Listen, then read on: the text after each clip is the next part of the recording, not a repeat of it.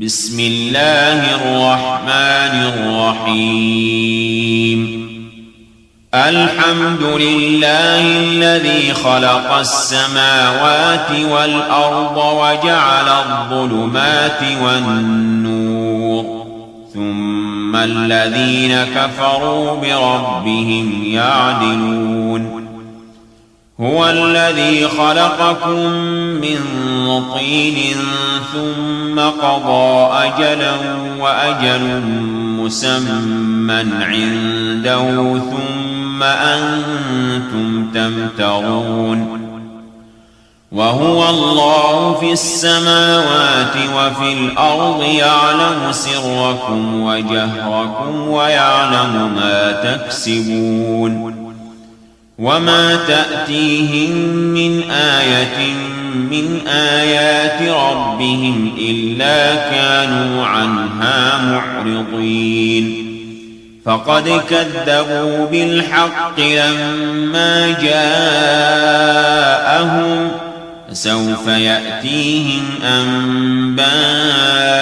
ما كانوا به يستهزئون.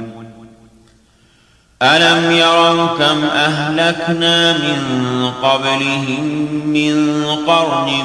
مكناهم في الأرض ما لم نمكن لكم، وأرسلنا السماء عليهم مدرارا وجعلنا الأنهار تجري من تحتهم فأهلكناهم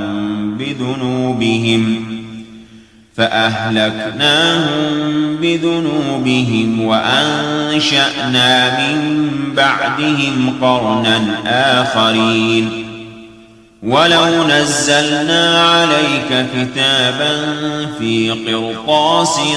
فلمسوه بأيديهم لقال الذين كفروا إن هذا إلا سحر مبين.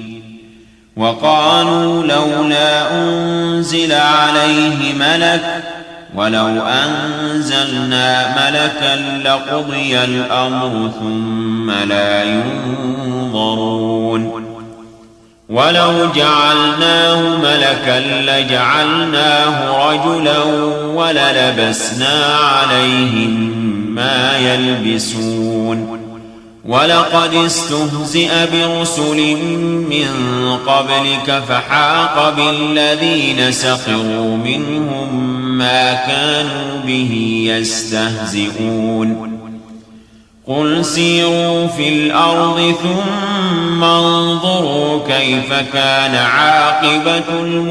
المكذبين. قل لمن ما في السماوات والأرض قل لله. كتب على نفسه الرحمة ليجمعنكم إلى يوم القيامة لا ريب فيه. الذين خسروا أنفسهم فهم لا يؤمنون. وله ما سكن في الليل والنهار وهو السميع العليم. قل أغير الله أتخذ وليا فاطر السماوات والأرض وهو يطعم ولا يطعم. قل إني أمرت أن أكون أول من أسلم ولا تكونن من المشركين. قل إني أخاف إن عصيت ربي عذاب يوم عظيم. من يصرف عنه يومئذ فقد رحمه وذلك الفوز المبين. وإن يمسسك الله بضر فلا كاشف له إلا هو،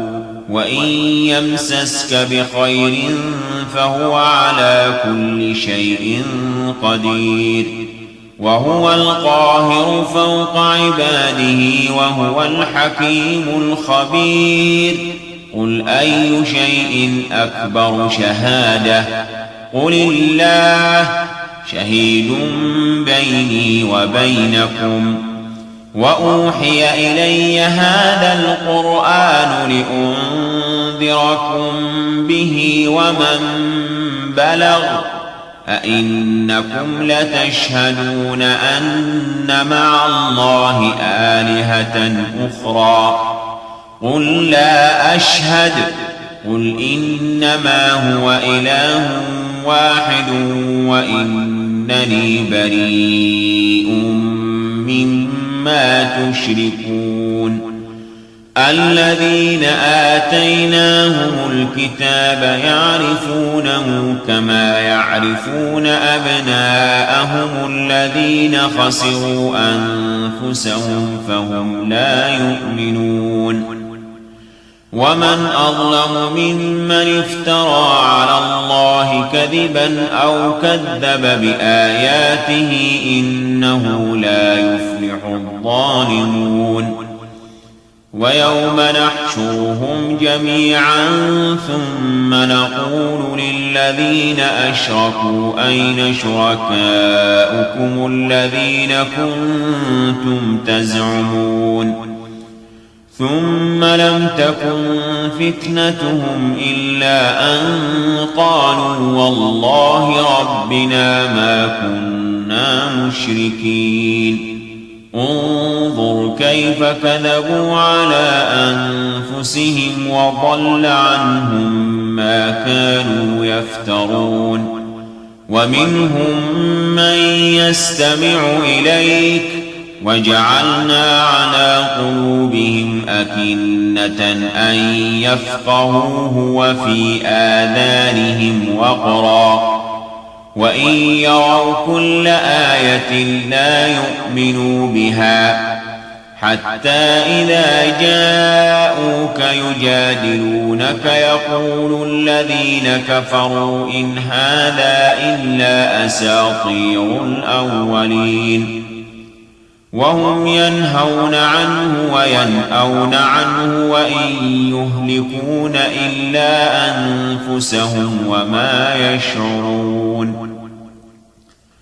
ولو ترى إذ وقفوا على النار فقالوا يا ليتنا نرد ولا نكذب بآيات ربنا ونكون من المؤمنين بل بدا لهم ما كانوا يخفون من قبل ولو ردوا لعادوا لما نهوا عنه وإنهم لكاذبون وقالوا إن هي إلا حياتنا الدنيا وما نحن بمبعوثين ولو ترى إذ وقفوا على ربهم قال أليس هذا بالحق قالوا بلى وربنا قال فذوقوا العذاب بما كنتم تكفرون قد خسر الذين كذبوا بلقاء الله حتى إذا جاءتهم الساعة بغتة قالوا يا حسرتنا على ما فرطنا فيها وهم يحملون أوزارهم على ظهورهم ألا ساء ما يزرون وما الحياة الدنيا إلا لعب وله وللدار الآخرة خير للذين يتقون أفلا تعقلون قد نعلم إنه ليحزنك الذي يقولون فإنهم لا يكذبونك ولكن الظالمين بآيات الله يجحدون ولقد كذبت رسل من قبلك فصبروا على ما كذبوا وأوذوا حتى أتاهم نصرنا ولا مبدل لكلمات الله ولقد جاءك من نبأ المرسلين وإن كان كبر عليك إعراضهم فإن استطعت أن تبتغي نفقا في الأرض أو سلما في السماء فتأتيهم بآية ولو شاء الله لجمعهم على الهدى فلا تكونن من الجاهلين إنما يستجيب الذين يسمعون والموتى يبعثهم الله ثم إليه يرجعون وقالوا لولا نزل عليه آية من ربه قل إن الله قادر على أن ينزل آية ولكن أكثرهم لا يعلمون وما من دابة في الأرض ولا طائر يطير بجناحيه إلا أمثالكم ما فرطنا في الكتاب من شيء ثم إلى ربهم يحشرون والذين كذبوا بآياتنا صم وبكم في الظلمات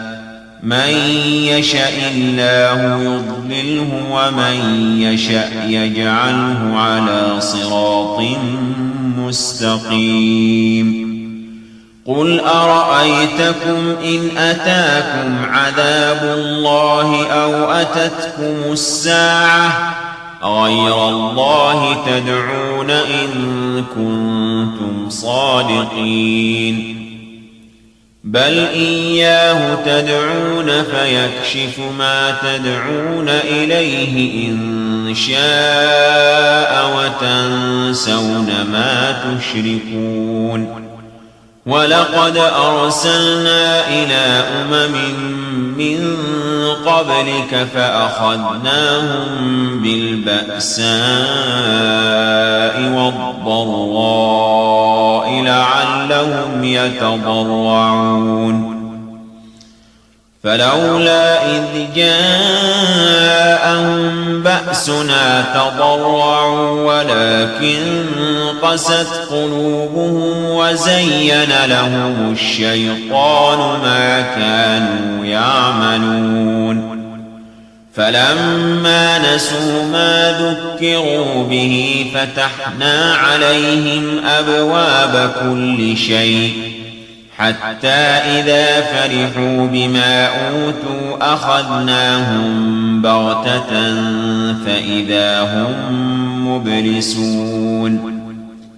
فقطع دابر القوم الذين ظلموا والحمد لله رب العالمين قل أرأيتم إن أخذ الله سمعكم وأبصاركم وختم على قلوبكم من إله غير الله يأتيكم به انظر كيف نصرف الآيات ثم هم يصدفون قل أرأيتكم إن أتاكم عذاب الله بغتة أو جهرة هل يهلك إلا القوم الظالمون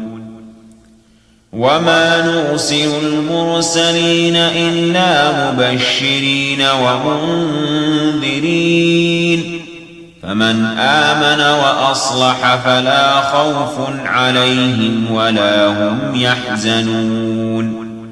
والذين كذبوا بآياتنا يمسهم العذاب بما كانوا يفسقون قل لا أقول لكم عندي خزائن الله ولا أعلم الغيب ولا أقول لكم إني ملك إن أتبع إلا ما يوحى إلي قل هل يستوي الأعمى والبصير أفلا تتفكرون وأنذر به الذين يخافون أن يحشروا إلى ربهم ليس لهم من دونه ولي ولا شفيع لعلهم يتقون ولا تطرد الذين يدعون ربهم بالغداة والعشي يريدون وجهه ما عليك من حسابهم من شيء وما من حسابك عليهم من شيء ما عليك من حسابهم من شيء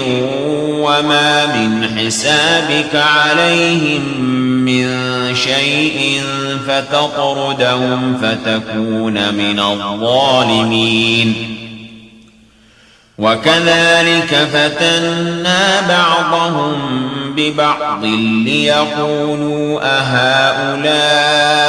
من الله عليهم من بيننا أليس الله بأعلم بالشاكرين وإذا جاءك الذين يؤمنون بآياتنا فقل سلام عليكم كتب ربكم على نفسه الرحمة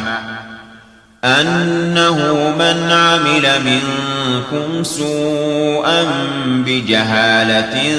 ثم تاب من بعده وأصلح فأنه غفور رحيم وكذلك نفصل الآيات ولتستبين سبيل المجرمين قل إني نهيت أن أعبد الذين تدعون من دون الله قل لا أتبع أهواءكم قد ضللت إذا وما أنا من المهتدين قل إني على بينة من ربي وكذبتم به ما عندي ما تستعجلون به إن الحكم إلا لله يقص الحق وهو خير الفاصلين قل لو أن عندي ما تستعجلون به لقضي الأمر بيني وبينكم والله أعلم بالظالمين وعنده مفاتح الغيب لا يعلمها إلا هو ويعلم ما في البر والبحر وما تسقط من ورقة إلا يعلمها ولا حبة في ظلمات الأرض ولا رطب ولا يابس إلا في كتاب مبين وهو الذي يتوفاكم بالليل ويعلم ما جرحتم بالنهار ثم يبعثكم فيه ليقضى أجل مسمى ثم إليه مرجعكم ثم ينبئكم بما كنتم تعملون وهو القاهر فوق عباده ويرسل عليكم حفظه حتى إذا جاء أحدكم الموت توفته رسلنا وهم لا يفرطون ثم ردوا إلى الله مولاهم الحق ألا له الحكم وهو أسرع الحاسبين قل من ينجيكم من ظلمات البر والبحر تدعونه تضرعا وخفية لئن أنجانا من هذه لنكونن من الشاكرين قل الله ينجيكم منها ومن كل كرب ثم أنتم تشركون قل هو القادر على أن يبعث عليكم عذابا من فوقكم أو من تحت أرجلكم أو يلبسكم شيعا ويذيق بعضكم بأس بعض انظر كيف نصرف الآيات لعلهم يفقهون وكذب به قومك وهو الحق قل لست عليكم بوكيل لكل نبأ مستقر وسوف تعلمون وإذا رأيت الذين يخوضون في آياتنا فأعرض عنهم حتى يخوضوا في حديث غيره وإما ينسينك الشيطان فلا تقعد بعد الذكرى مع القوم الظالمين وما على الذين يتقون من حسابهم من شيء ولكن ذكرى لعلهم يتقون وذر الذين اتخذوا دينهم لعبا ولهوا وغرتهم الحياة الدنيا وذكر به أن تبسل نفس بما كسبت ليس لها من دون الله ولي ولا شفيع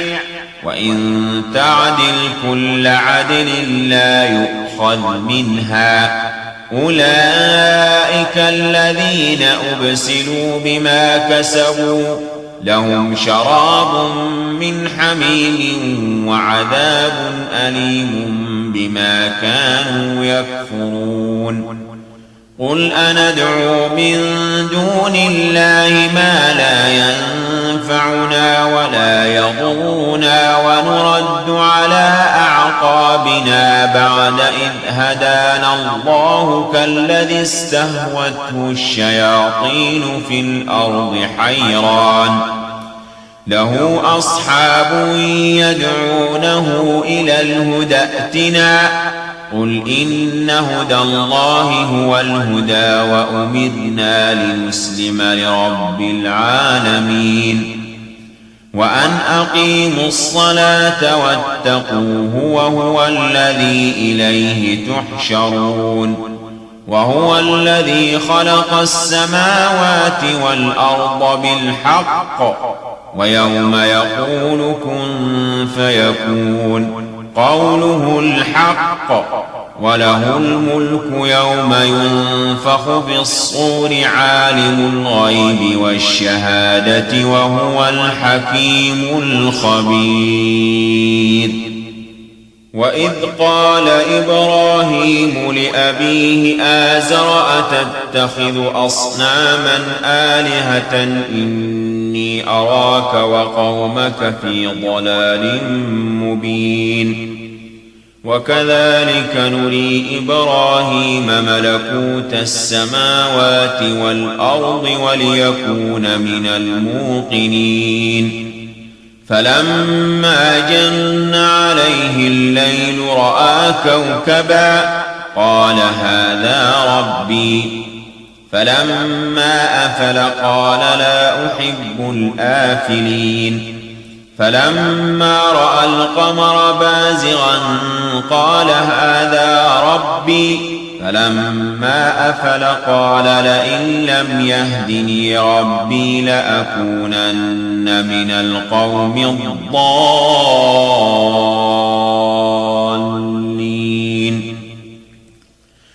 فلما رأى الشمس بازغة قال هذا ربي هذا أكبر فلما أفلت قال يا قوم إني بريء مما تشركون إني وجهت وجهي للذي فطر السماوات والأرض حنيفا وما أنا من المشركين. وحاجه قومه قال أتحاجوني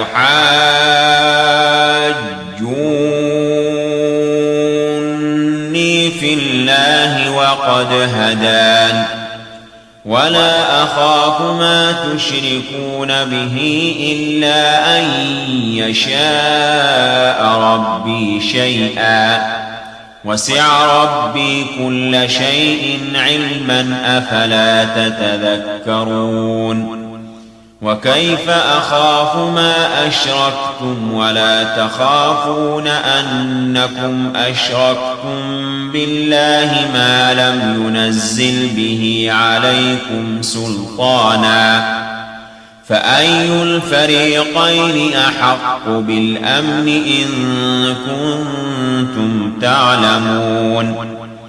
الذين آمنوا ولم يلبسوا إيمانهم بظلم أولئك لهم الأمن وهم مهتدون. وتلك حجتنا آتيناها إبراهيم على قومه نرفع درجات من نشاء إن ربك حكيم عليم. ووهبنا له إسحاق ويعقوب كلا هدينا ونوحا هدينا من قبل ومن ذريته داود وسليمان وأيوب ويوسف وموسى وهارون وكذلك نجزي المحسنين.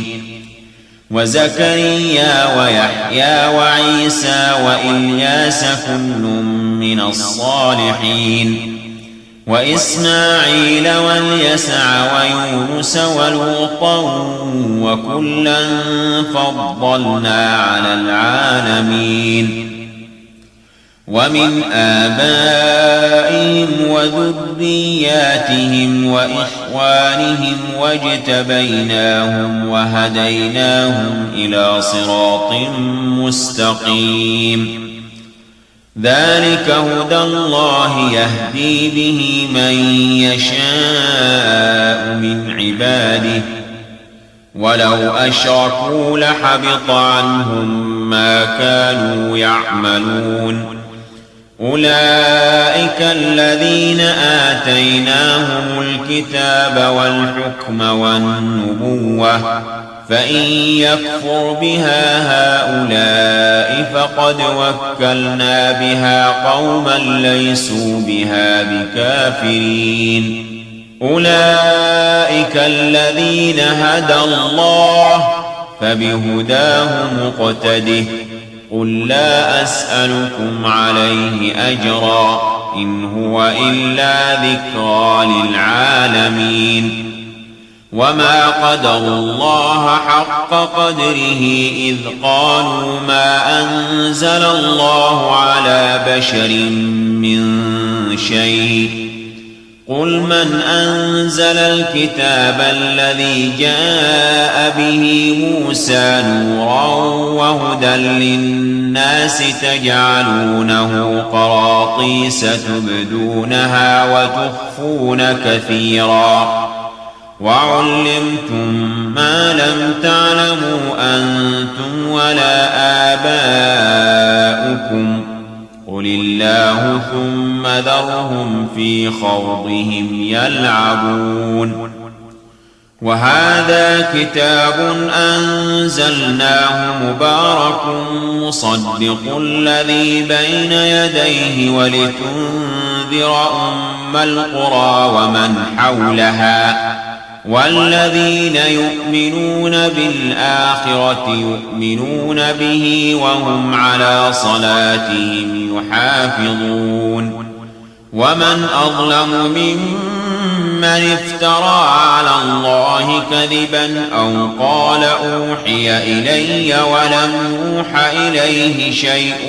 ومن قال سأنزل مثل ما أنزل الله ولو ترى إذ الظالمون في غمرات الموت والملائكة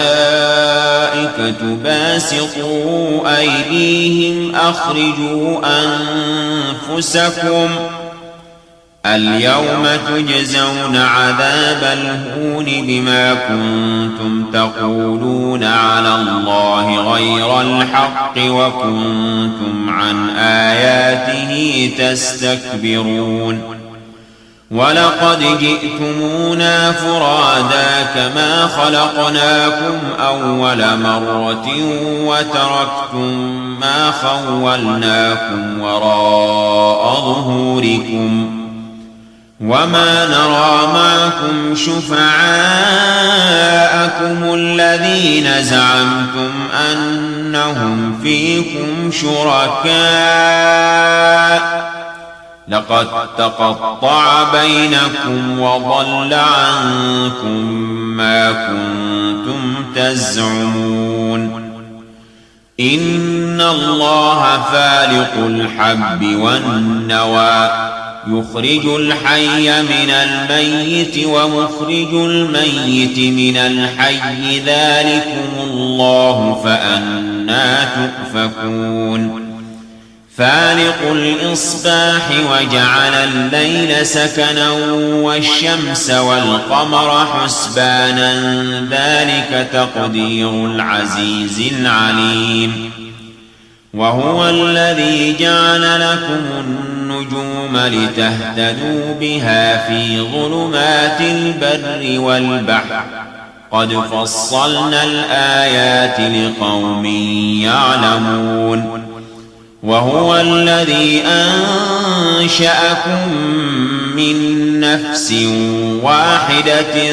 فمستقر ومستودع قد فصلنا الآيات لقوم يفقهون وهو الذي أنزل من السماء ماء فأخرجنا به نبات كل شيء فأخرجنا منه خضرا نخرج منه حبا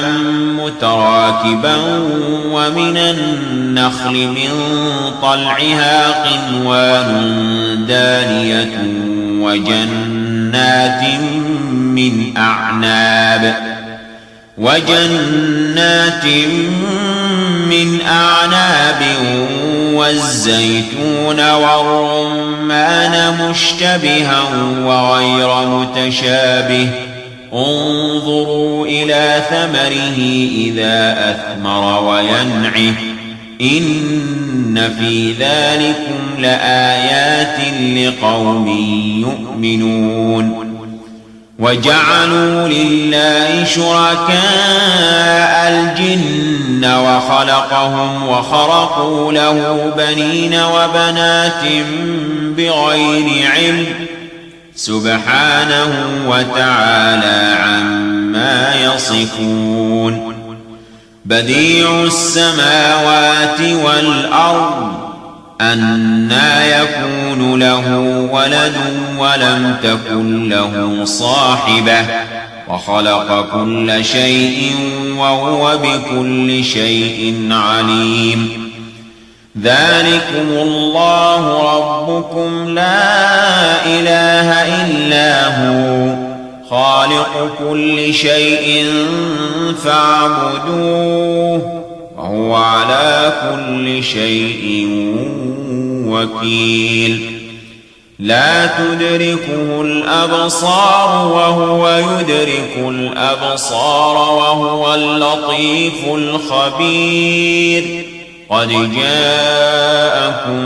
بصائر من ربكم فمن أبصر فلنفسه ومن عمي فعليها وما أنا عليكم بحفيظ وكذلك نصرف الآيات وليقولوا درست ولنبينه لقوم يعلمون اتبع ما أوحي إليك من ربك لا إله إلا هو وأعرض عن المشركين ولو شاء الله ما أشركوا وما جعلناك عليهم حفيظا وما أنت عليهم بوكيل ولا تسبوا الذين يدعون من دون الله فيسبوا الله عدوا بغير علم كذلك زينا لكل أمة عملهم ثم إلى ربهم مرجعهم فينبئهم بما كانوا يعملون وأقسموا بالله جهد أيمانهم لئن جاءتهم آية ليؤمنن بها قل إنما الآيات عند الله وما يشعركم أنها إذا جاءت لا يؤمنون ونقلب أفئدتهم وأبصارهم كما لم يؤمنوا به أول مرة ونذرهم في طغيانهم يعمهون ولو أننا نزلنا إليهم الملائكة وكلمهم الموتى وحشرنا عليهم كل شيء قبلا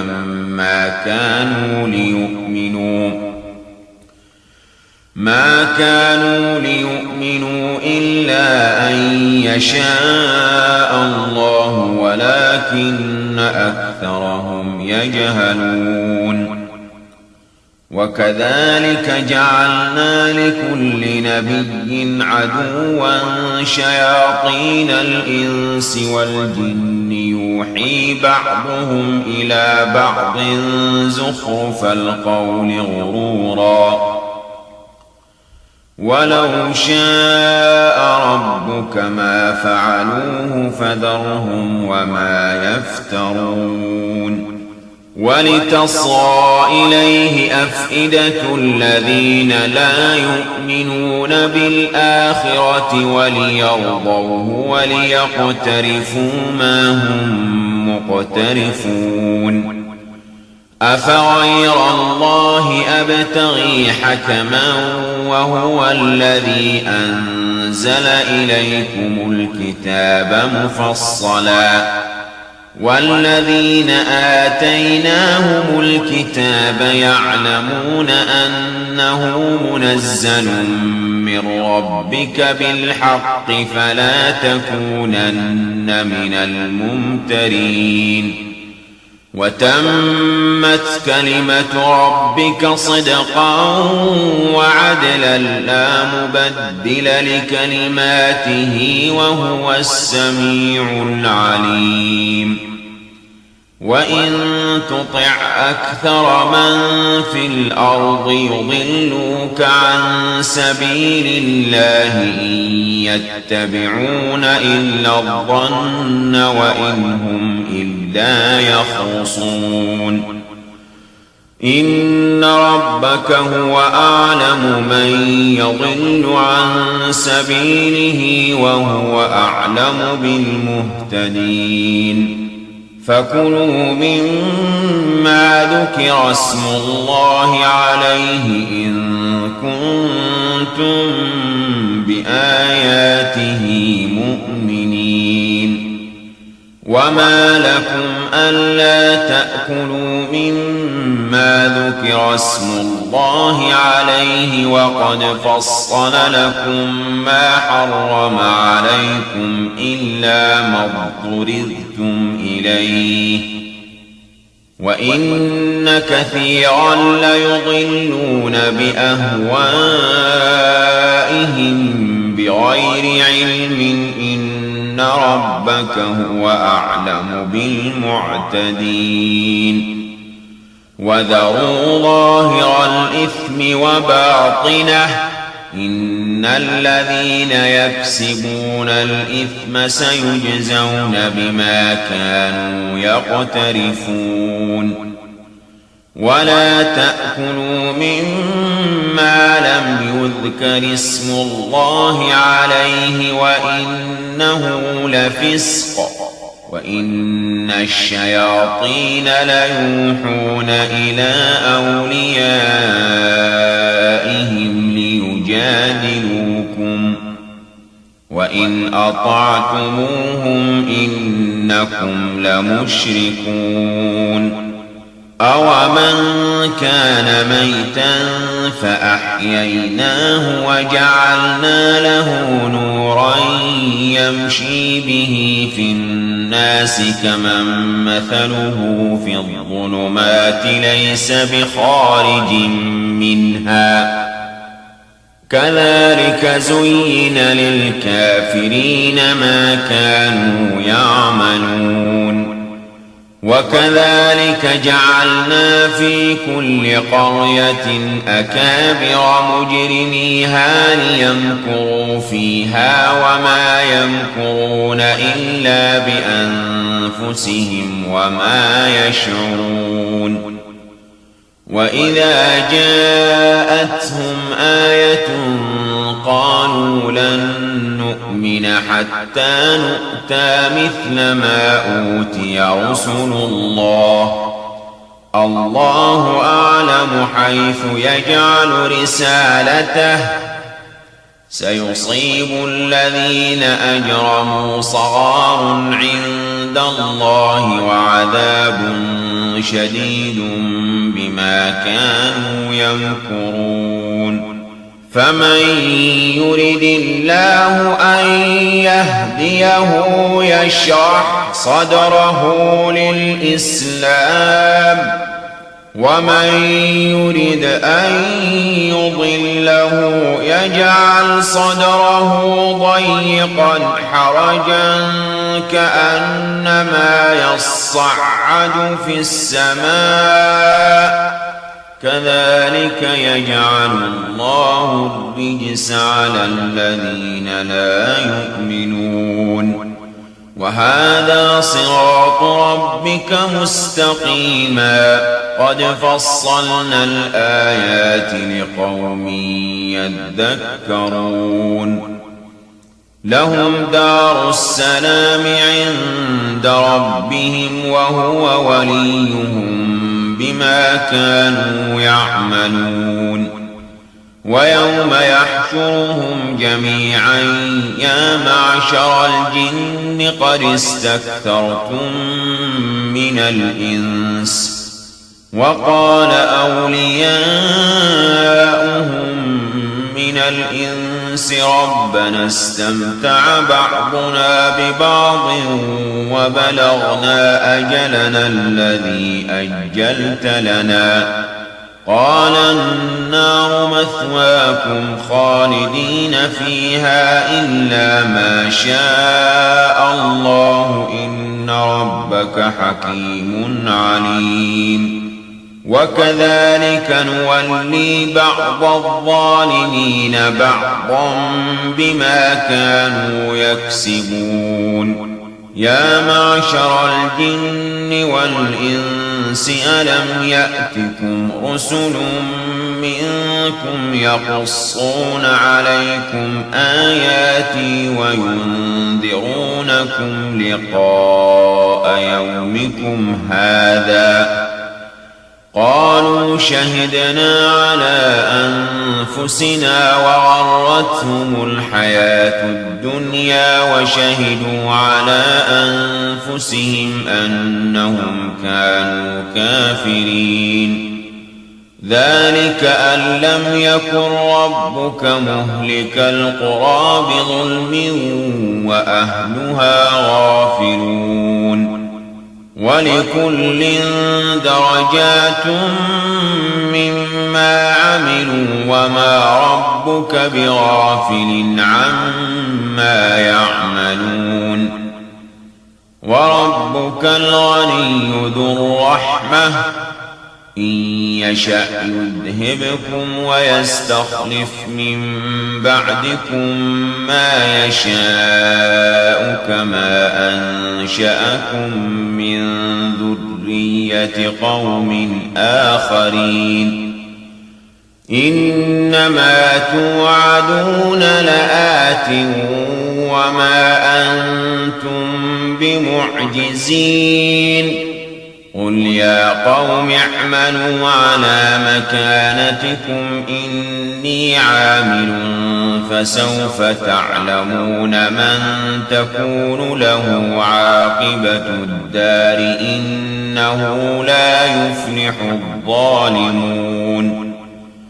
وجعلوا لله مما ذرأ من الحرث والأنعام نصيبا فقالوا هذا لله بزعمهم وهذا لشركائنا فما كان لشركائهم فلا يصل إلى الله وما كان لله فهو يصل إلى شركائهم ساء ما يحكمون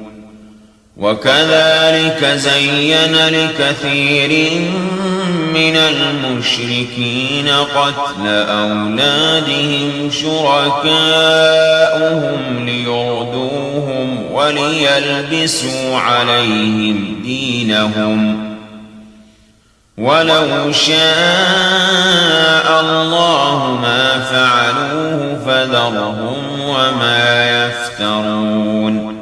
وقالوا هذه أنعام وحرث حجر لا يطعمها إلا من نشاء بزعمهم وأنعام حرمت ظهورها وأنعام لا يذكرون اسم الله عليها افتراء عليه سيجزيهم بما كانوا يفترون وقالوا ما في بطون هذه الأنعام خالصة لذكورنا ومحرم على أزواجنا وإن يكن ميتة فهم فيه شركاء سيجزيهم وصفهم إنه حكيم عليم قد خسر الذين قتلوا أولادهم سفها بغير علم وحرموا ما رزقهم الله افتراء على الله قد ضلوا وما كانوا مهتدين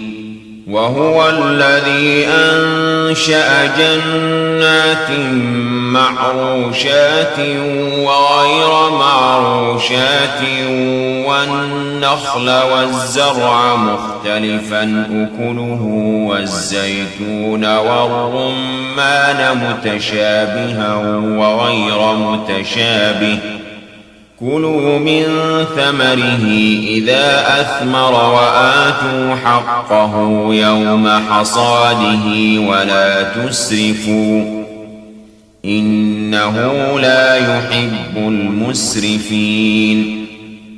ومن الأنعام حمولة وفرشا كلوا مما رزقكم الله ولا تتبعوا خطوات الشيطان إنه لكم عدو مبين 8 أزواج من الضأن 2 ومن المعز 2 قل آذكرين حرم أم الأنثيين أما اشتملت عليه أرحام الأنثيين نبئوني بعلم إن كنتم صادقين ومن الإبل 2 ومن البقر 2 قل آذكرين حرم أم الأنثيين أما اشتملت عليه أرحام الأنثيين أم كنتم شهداء إذ وصاكم الله بهذا فمن أظلم ممن افترى على الله كذبا ليضل الناس بغير علم إن الله لا يهدي القوم الظالمين قل لا أجد فيما أوحي إلي محرما على طاعم يطعمه إلا أن يكون ميتة أو دما مسفوحا أو لحم خنزير فإنه رجس أو فسقا أهل لغير الله به فمن اضطر غير باغ ولا عاد فإن ربك غفور رحيم وعلى الذين هادوا حرمنا كل ذي ظفر ومن البقر والغنم حرمنا عليهم شحومهما إلا ما حملت ظهورهما أو الحوايا أو ما اختلط بعظم ذلك جزيناهم ببغيهم وإنا لصادقون فإن كذبوك فقل ربكم ذو رحمة واسعة ولا يرد بأسه عن القوم المجرمين سيقول الذين أشركوا لو شاء الله ما أشركنا ولا آباؤنا ولا حرمنا من شيء كذلك كذب الذين من قبلهم حتى ذاقوا بأسنا قل هل عندكم من علم فتخرجوه لنا إن تتبعون إلا الظن وإن أنتم إلا تخرصون قل فلله الحجة البالغة فلو شاء لهداكم أجمعين قل هلم شهداءكم الذين يشهدون أن الله حرم هذا فإن شهدوا فلا تشهد معهم ولا تتبع أهواء الذين كذبوا بآياتنا والذين لا يؤمنون بالآخرة وهم بربهم يعدلون قل تعالوا أتل ما حرم ربكم عليكم ألا تشركوا به شيئا وبالوالدين إحسانا ولا تقتلوا أولادكم من إملاق نحن نرزقكم وإياهم